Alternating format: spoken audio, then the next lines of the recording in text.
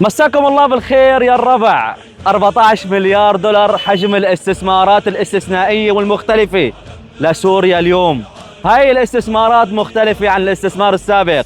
اليوم السعودية والإمارات وقطر مشاركين بهاي الاتفاقيات مع الدولة السورية اليوم للاستثمار بسوريا. ما راح طول عليكم كثير يا جماعة. اليوم حجم هاي الاستثمارات راح يتوزع على عموم المحافظات السورية، وراح يكون النصيب الأكبر له هي العاصمة دمشق.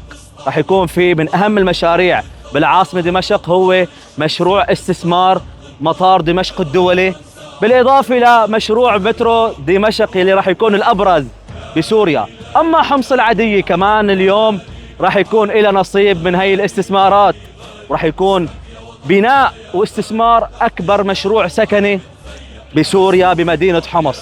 أما إدلب قلب الثورة السورية الغالية راح يكون كمان إلى نصيب من هي الاستثمارات، وطرطوس واللاذقية وحلب ودير الزور وغيرها من المحافظات السورية، كلهم اليوم راح يكونوا إلى نصيب من هي الاستثمارات المشتركة الخليجية، قطر والإمارات والسعودية، يلي دائما كانوا واقفين بصف الشعب السوري، ولليوم واقفين بصف الشعب والدولة السورية.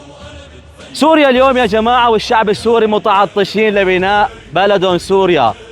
مر على الشعب السوري أيام حزينة وأيام صعبة، واليوم الفضل الله تعالى الشعب السوري عم يتجاوز هي المحنة، وإن شاء الله سوريا من عمار لعمار. وكل الشكر للشعب السعودي والقطري والإماراتي على وقوفهم الدائم مع الشعب السوري.